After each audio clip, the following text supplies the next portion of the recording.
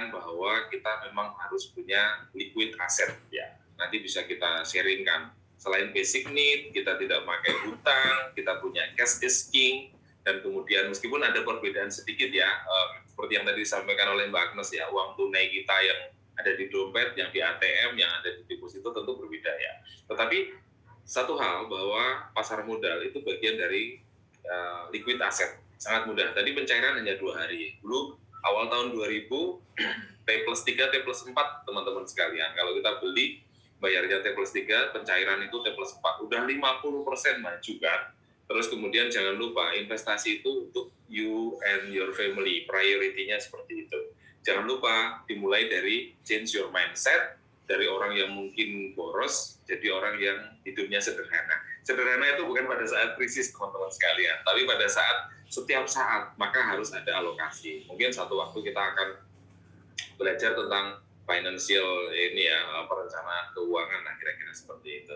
Tadi udah disampaikan dan benar sekali yang disampaikan. Jadi jangan khawatir, pasar modal ini memang mempertemukan antara surplus condition yaitu investor dan yang minus emiten dan listed company yang memang pengen tumbuh dan berkembang. Nah untuk syariah sedikit saya tambahkan ya, selain tadi ada indeks saham syariah Indonesia, semuanya itu ada dalam daftar efek syariah. Itu kemudian ada di indeks saham syariah Indonesia atau ISI yang tadi jumlahnya kurang lebih ada 438 emiten lah kurang lebihnya. Kemudian ada Jakarta Islamic Index isinya 30, ada Jakarta Islamic Index isinya 70, dan yang terbaru itu kerjasama IDX dan MES.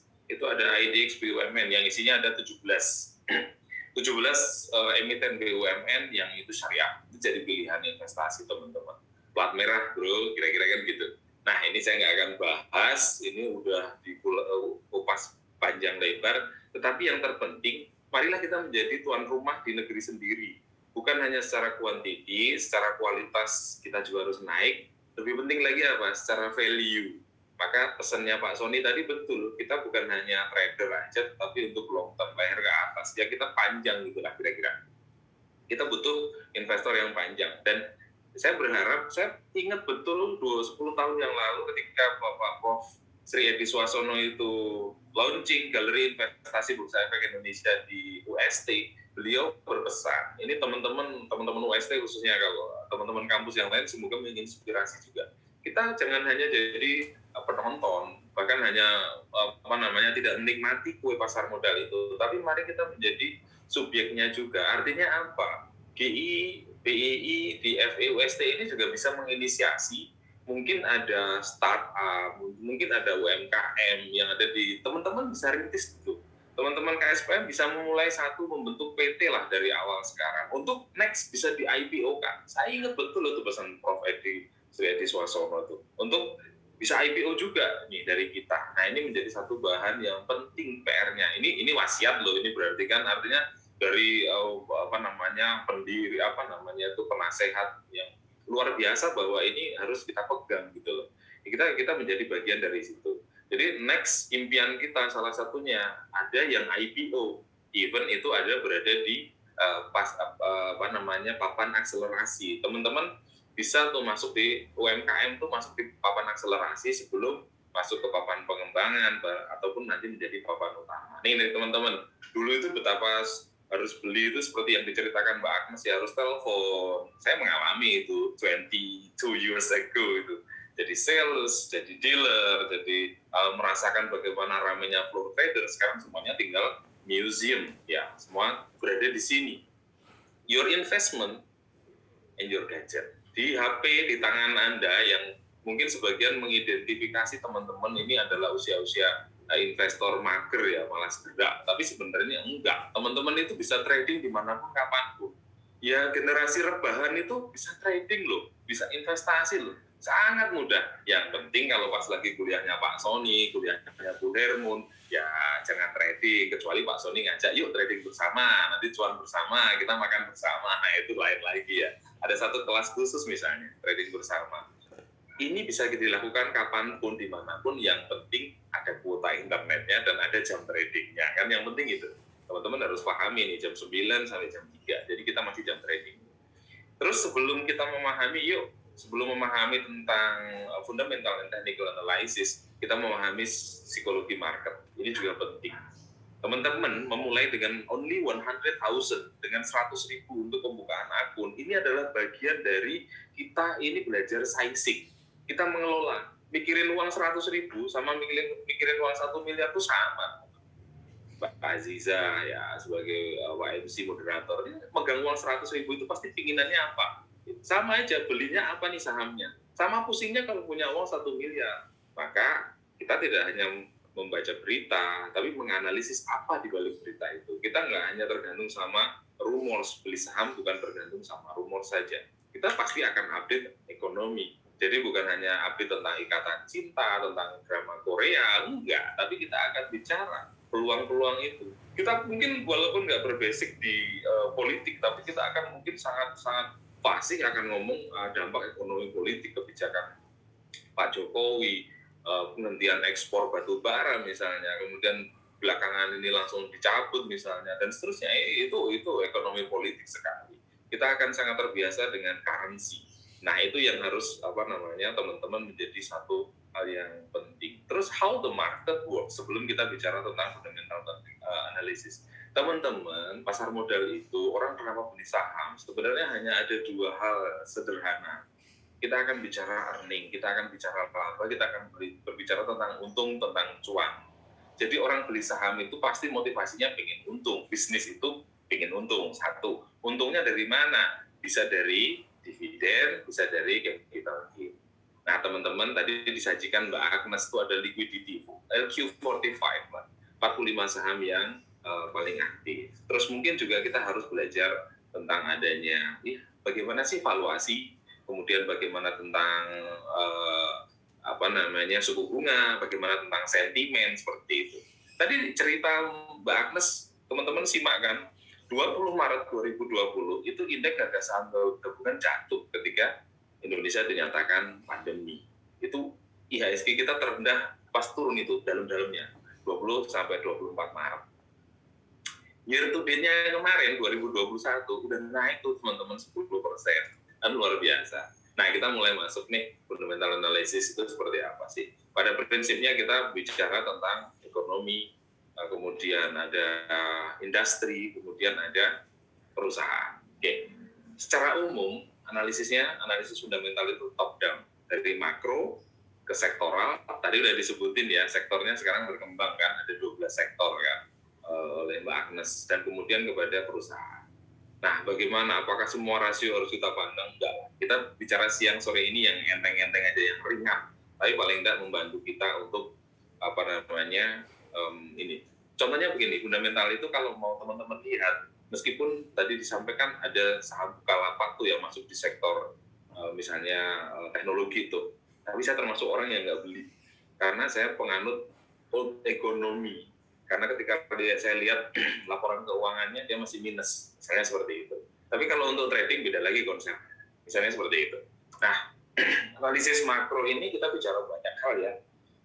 Misalnya kita bicara inflasi, GDP, suku bunga, nilai tukar, neraca perdagangan, data tenaga kerja dan seterusnya lah, kira-kira seperti itu.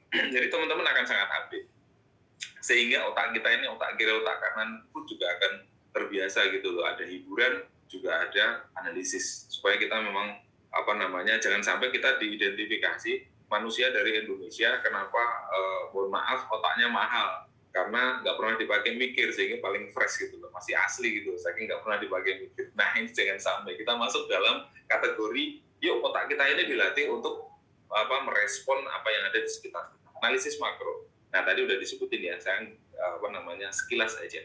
Kalau secara sederhana, yang ingin saya tekankan di analisis sektoral. Kalau tahun lalu tuh teman-teman, itu selama 1 tahun, sektor mana sih yang paling tinggi tumbuhnya? Itu hampir 800% ya naiknya. 780% something lah, kurang lebihnya di angka itu. Itu apa? Itu teknologi. Nah kalau data ini, saya ambil semalam ya, dan data ini saya kirimkan ke teman-teman KSPM lewat Mbak Ari. Mbak Mbak Ari itu jam 1:30, karena saya ingin mengupdate posisi terakhir per 11 Januari. Itu apa? Finansial tuh. Yang bergerak kan kemarin perbankan tuh yang paling tinggi. Nah, yang masih ketinggalan itu ada consumer, ada kemudian basic materials itu tertinggal. Tahun lalu yang paling ketinggalan itu apa? Infrastruktur, khususnya properti ya, properti konstruksi itu paling ketinggalan. Misalnya seperti itu. Nah itu bagian dari kita belajar menganalisis. Terus kira-kira yang paling menarik apa? Teman-teman mau cari yang leading sektor ataukah yang masih lagging, yang masih tertinggal? Nah kira-kira kan itu industri. Terus analisis perusahaan. Nah kita mulai bicara rasio-rasio ya, kita secara mikro. Nggak akan semuanya nih. Tadi disampaikan ya, listed company screening. Tadi ada emiten dan ada listed company. Tapi ini saya jadikan satu meskipun ada perbedaan ya, 70% sama 30% ya untuk yang publik ya. Cuman ini untuk memudahkan. Kenapa kita harus melakukan screening terhadap listed company ataupun emiten? Ya, supaya kita mendapatkan informasi terbaik tentang emiten. Itu saya kasih kurung dan saya kasih tanda bahasa asing supaya memang membedakan, karena ada sedikit perbedaan seperti yang disampaikan oleh Mbak Agnes. Terus yang kedua, belum tentu emiten itu bagus, tapi harganya bisa jadi kemahalan gitu. Nah, saya lagi lihat market nih teman-teman. Teman-teman bisa lihat bagaimana proses ketika orang tidak memahami atau mungkin malaslah sedikit belajar tentang fundamental gitu kan. Kebetulan kita lagi ramai nih hari ini penembusan terakhir misalnya waskita red lah, pekan ini itu penembusan seperti itu. Dalam satu point of view di akademik itu ataupun publik secara umum di investor untuk mencari best price-nya itu kadang-kadang ada kebingungan. Misalnya seperti ini. Sekarang lagi ada right isunya waskita dan ada lagi trading right-nya. Trading right itu secara mekanisme hanya di sesi 1. Mendadak di sesi 2 ini mulai kelihatan dari harga 615 dia naik sempat sampai 675. Ada apa sih kan seperti itu? Karena apa? Secara teknikal itu bisa dikatakan best price dia rendah sekali. Nanti kalau di technical kita akan bahas di belakang. Nah ini kalau yang satu tuh untuk mendapatkan informasi saham yang terbaik. Yang kedua kita nanti akan mencari secara screening, secara fundamental, kemudian kita cari momentumnya di technical. Nah murah kan? Nah, karena apa? Screening untuk sukses lah. Tadi disebutkan oleh Pak Sony ya, tentu kita harus siap risiko, ada siap risiko rugi gitu kan. Tetapi ya mari kita minimize risk, meminimalkan risiko kerugian dan optimize return atau maksimalkan potensi keuntungan kita. Maka beli perusahaan yang baik, beli juga dengan harga yang baik juga, nah, dan beri kesempatan pada waktu untuk mengadakan investasi kita. Kadang-kadang kan bahasa kita apalah, biarlah waktu yang menjawabnya kan. Seperti hubungan kita ini, kadang-kadang naik turun kayak sinyal kan. Ya biarlah waktu yang menjawab. Oke guys, kita bicara intrinsic value ya. Karena apa? Kadang-kadang investor itu nggak rasional. Begitu Bukalapak dikampanyekan, market cap-nya akan gede, dana yang dapat dari market itu gede, semua orang udah langsung pengen beli ya. Tapi rasional nggak sih? Dan nggak salah juga tapi kita coba intrinsic value itu kembali lagi. Saya termasuk orang yang memperdomani secara sederhana tentang earning. Teman-teman wajib lihat itu, baik itu earning per share ataupun nanti ketika kita bicara EV dan EBITDA. Kemudian growth, waktu. Nah kembali lagi kan waktu harus menjawab kan. Itu biarlah dia kesalahan ini ataupun keberuntungan ini biarlah waktu yang menjawab. Nah kira-kira kan begini, kalau kita bicara tentang market price, dia bisa overprice, bisa dia under. Nah disitulah ada potensi keuntungan kita dan kita harus memaintain secara baik. Nah, saya ingin rasio apa sih yang kita gunakan? Yang pertama, saya ingin mengajak teman-teman diskusi di fundamental itu pakai EV dan EBITDA. Jadi, ini pola kebalikan kalau kita melihat, atau inverse-nya ya, kebalikan dari kalau kita melihat yield atau return. Kan biasanya kita gampang melihat yield-nya berapa gitu kan. Nah, ini kita coba. Maka secara sederhana, teman-teman ketika melihat angka EV per EBITDA, itu misalnya nih muncul angka 20, maka sebenarnya dia adalah 5% saja, atau 1 dibagi 20, atau 100 dibagi 20 kan ketemu angka 5. Artinya potensi balik dari modal teman-teman itu ya berapa tadi? Kalau 5% supaya balik 100% ya butuh 20 tahun kan gitu kan misalnya. Nah ini jadi satu pertimbangan. Berarti kalau semakin kecil EV per EBITDA-nya itu berarti saham itu menarik kan? Ya, misalnya dia hanya 2, misalnya seperti itu kan. Nah berarti potensinya berapa? 50%. Berarti hanya butuh waktu 2 tahun kan? Kira-kira sederhananya seperti itu. Itu memudahkan kita aja.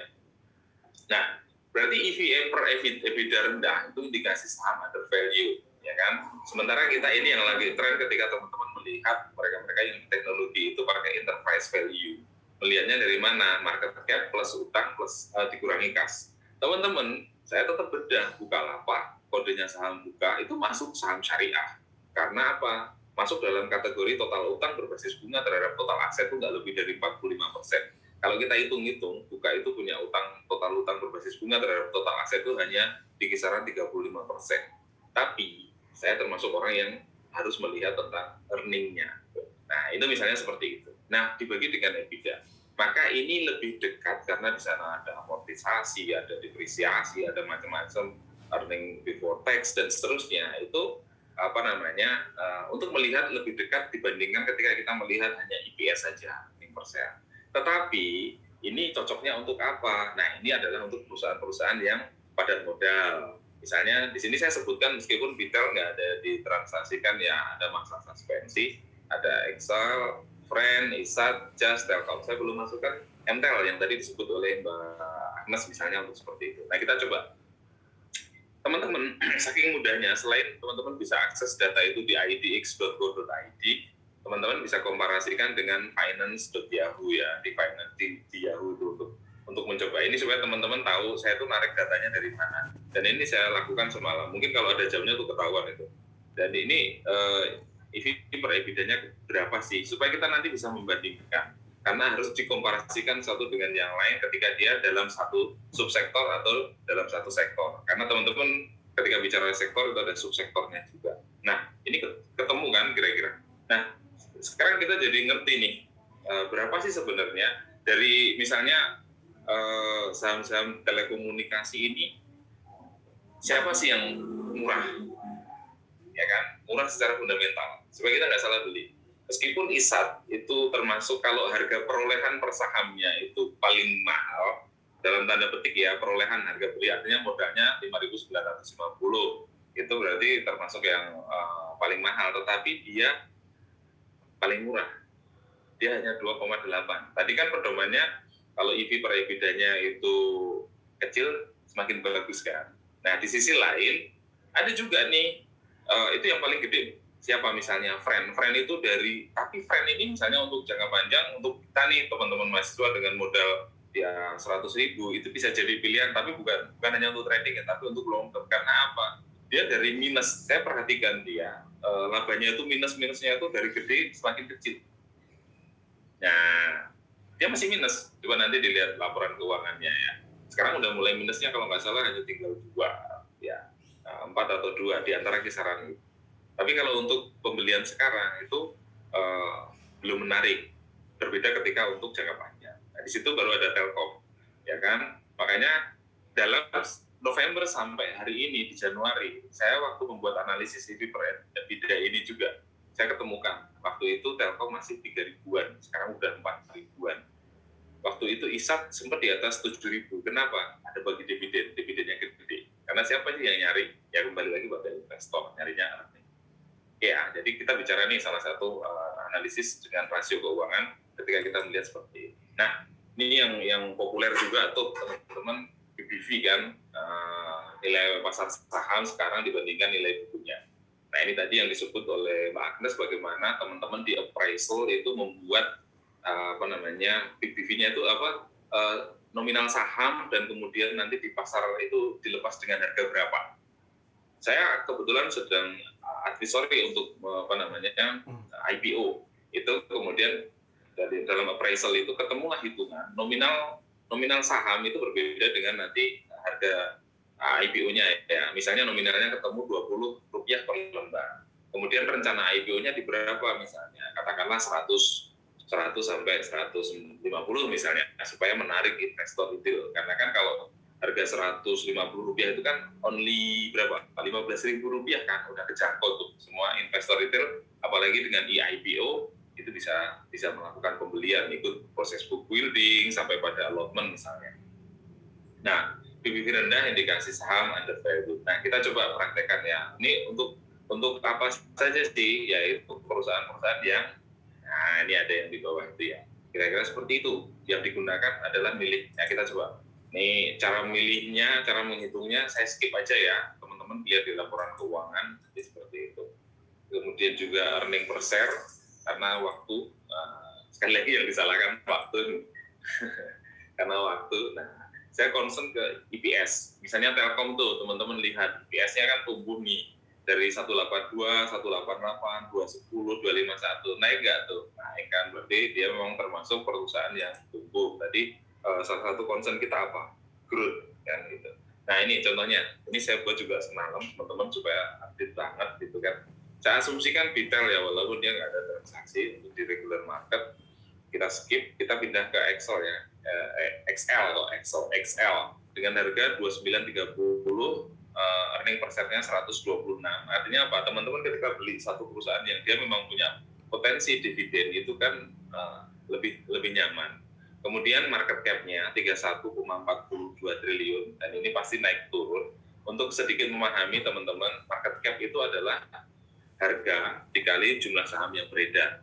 Ya, berarti dia akan naik turun. Yang mempengaruhi adalah harga sahamnya, kecuali saham beredarnya ada pengurangan atau penambahan, misalnya reverse stock, misalnya stock split, misalnya apalagi right issue, nah itu akan mempengaruhi.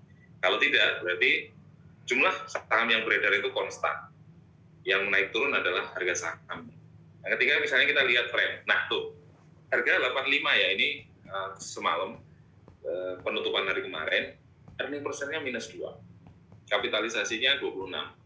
Nah, yang menjadi catatan, teman-teman nanti kalau melihat saham-saham seperti ini, jangan hanya melihat market cap-nya itu berapa triliun, tapi lihat jumlah saham yang beredar. Kenapa Frel itu susah banget tuh naik misalnya? Coba lihat jumlah saham yang beredarnya tuh ampun-ampun. Apa namanya? Banyak sekali, miliaran lembar yang ini.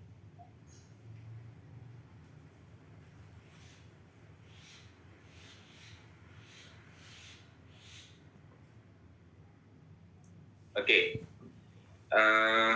Penting buat teman-teman. Terus kemudian Indosat ya, apa namanya? Nanti cek, mungkin saya agak salah nulis earning per share-nya, nanti bisa dikoreksi.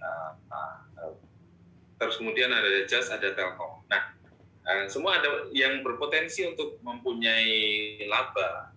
Itu paling tidak kita menjadi tenang. Karena apa? Beli saham ada earningnya.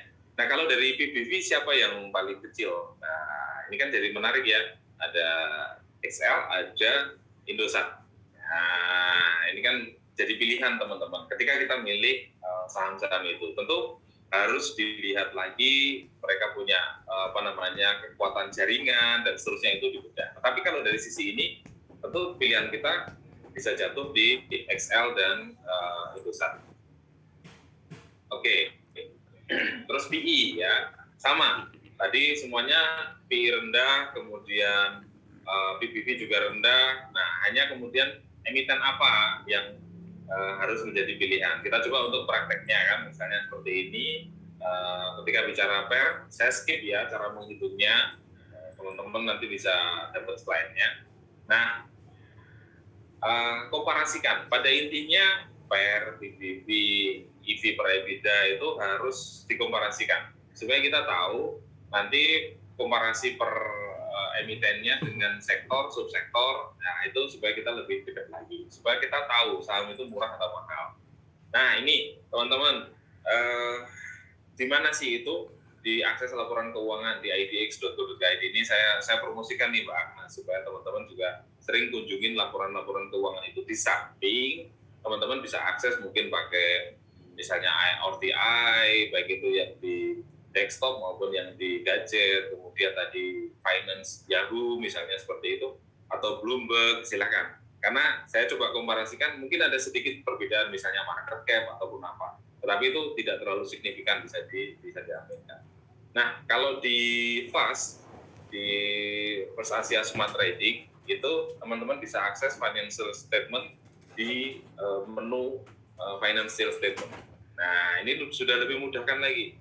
Terus apakah kita harus ngitung-ngitung rasio-rasio itu? Enggak. Teman-teman bisa pakai stock fundamental compare.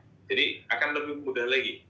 Kita bisa membandingkan satu saham dengan yang lain itu dengan stock fundamental compare itu kalau nggak salah bisa sampai 3 saham tuh, yang satu sektor ya, atau satu subsektor. Jadi bisa misalnya kita bandingin misalnya saham bumi dibandingin dengan BRI gitu kan. Nah itu kan nggak bisa kita bandingkan seperti itu.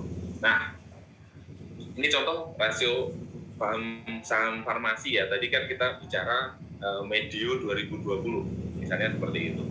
Nah, bagaimana harga sahamnya, kemudian kita coba komparasikan di akhir tahun 2021 misalnya seperti itu. Nah, teman-teman coba cermati ya bagaimana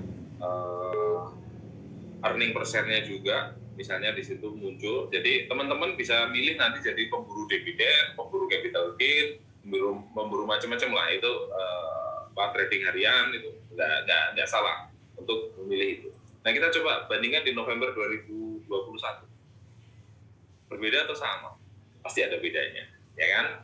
Nah di situ pentingnya kita untuk kemudian menentukan apakah misalnya kita melihat saham-saham farmasi misalnya itu masih menarik untuk kita beli, ataukah misalnya saham yang lain misalnya di properti yang ketinggalan jauh lagging sampai minus masih 24%-an something gitu kan di tahun 2021 layak kita beli, tapi teman-teman jangan mengharap capital gain yang pada saat yang singkat misalnya. Nah itu bagian dari pemilihan saham apa, dan kemudian kita sekarang mau belajar ke timingnya. Nah saya ingin juga bagaimana point of view dari para trader ya, atau para pelaku pasar lah, diantaranya misalnya saya ambil slide-nya Ellen May gitu kan. Jadi kalau kita bicara fundamental, beberapa hal yang menjadi catatan pentingnya adalah lihat bisnis modelnya. Masih akan terus jalan, bagaimana manajemennya, bagaimana valuasi tadi kita belajar ya, untuk PER, PBV, terdiskon apa enggak, kemudian profitabilitasnya. Nah itu non-performing loan, tentunya ini jadi beda ya. Ini untuk yang mana? Kalau NPM, NPL berarti profitabilitas kita fokus untuk perbankan misalnya seperti itu. Nah itu nanti teman-teman bisa lihat. Terus kita misalnya lihat dari salah satu legenda pasar modal Indonesia, LKH, Loh Keng Hong misalnya. Maka fundamental itu lihat manajemen. Jadi penting. Misalnya nih suatu saat tuh Mbak Azizah menemukan nama saya nih di dalam satu prospektus perusahaan tuh, dan kenal baik, wah ini manajemennya ada Pak Heri nih, saya kenal nih misalnya baik misalnya. Nah itu bagian dari manajemen. Itu penting untuk Anda. Pasti harus punya track record yang bagus dan seterusnya. Karena kan kadang orang melihat dari sisi manajemennya, oh saya nggak percaya tuh sama grupnya itu, si ini itu misalnya. Prospek tadi sama ya, kita bicara bisnis model, perusahaan kalau kayak Loh Keng Hong itu return on equity-nya tinggi misalnya, berarti labanya harus tumbuh. Kayak tadi saya kasih contoh misalnya Telkom, naik terus, itu lebih bagus kan, smooth. Terus yang masih dibutuhkan jangka panjang gitu kan. Misalnya secara sederhana basic need itu ya namanya makanan, minuman, pakaian, tempat tinggal, atau bahkan menjadi kebutuhan pokok. Hanya kemudian mungkin ada derivatifnya. Kemudian cermati PER. Jadi kembali lagi fokusnya adalah di earning, kan kira-kira seperti itu. Nah, sekarang kita lihat tadi sudah bicara dari fundamental. Kita agak merubah posisi menjadi technicalist sekarang, chartist. How the market works kembali. Investor itu nanamin duit, nyerahin duit untuk ke perusahaan itu dengan harapan ada imbal hasil yang berwujud dividen. Tetapi how the stock market really works dari sisi trader, maka hari ini mungkin baru ada yang baru ngikutin webinar sekali tentang capital market. Mungkin sudah ada yang ikut di kelas, mungkin sudah ada yang 10 tahun ikut di KSPM, FE, UST misalnya. Nah itu bisa dikategorikan ada trader culun, ada trader kawakan, ada bandar, ada insider trading dan seterusnya, atau orang dalam misalnya seperti itu. Nah inilah yang kemudian kita coba memahami, frame-nya agak berbeda, how stock market really works, kan begitu. Maka kita akan ketemu dengan adanya modal besar, modal kecil, modal pintar, modal perorangan, yang tadi disebutkan, kita mungkin sudah mayoritas secara kuantiti, tetapi secara value, pasti institusi lebih besar, dan yang kedua, bisa jadi asing juga lebih besar untuk kaitannya dengan itu. Maka, kalau kita bicara what is the meaning of price, maka sebenarnya price adalah apa? Konsensus sesaat antara buyer seller. Ini udah beda cara pandang ya kalau technical. Terus kemudian teman-teman di market itu ada undecided trader. Memang ada kelompok besar yang dibalik itu selalu menjaga harga itu. Bisa disebut juga dengan market maker, atau mungkin kalau bahasa umumnya orang menyebutnya bandar, gitu kan. Maka sebenarnya harga itu bisa dilihat dari secara sisi analisis teknikal tentang perilaku massa, tetapi dari sisi sains bisa juga statistik dan juga ada seninya, artnya. Kalau kita melihat satu grafik, bisa jadi orang merekomendasikan buy, ada orang yang merekomendasikan sell, dan mungkin dengan rekomendasi yang berbeda. Itu uniknya ketika kita bicara tentang technical analysis. Maka sebenarnya kita sedang belajar untuk mengikuti jejak bandar kalau kita bicara dari sisi market action ya. Oke, seperti itu. Nah ini sekarang kita bicara tentang common mistake dari investor. Ada yang overconfident. Generasi COVID masuk di Maret 2020, beli saham apapun katakanlah itu pasti untung, bisa dikatakan dalam tanda petik put and put-nya pasti untung. Kecuali mungkin Anda beli Unilever di 8.000 saat itu, nah sampai hari ini masih turun, masih di 4.000-an kan gitu. Nah secara umum orang kemudian, wah gampang tuh jadi investor, overconfident. Atau jangannya terlalu pendek, buy sell tanpa melihat. Atau mungkin salah niat. Saya niatnya jadi trader, begitu nyangkut terus kata Pak Sony tadi, maka berubah niat jadi investor. Nah ini bahaya. Terus mengikuti pasar irasional. Saya lagi teleponan sama Pak Sony, goodbye, gitu, in English maybe, gitu kan.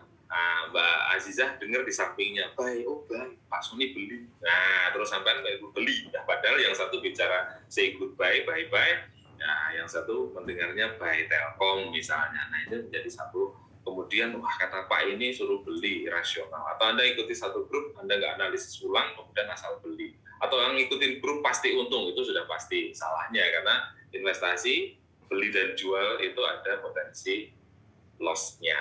Ada risk dan return-nya. Nah nanti ini bisa dipahami ya. So, know yourself and be yourself. Tentukan diri Anda, karakternya menjadi apa? Trader aja ada yang scalperan, ada yang scalpingan, ada yang one day trade, ada yang mungkin harian, 2 harian, 3 harian, ada yang mingguan, ada yang bulanan. Itu harus so why analysis, technical analysis, karena di situ ada simplifikasi.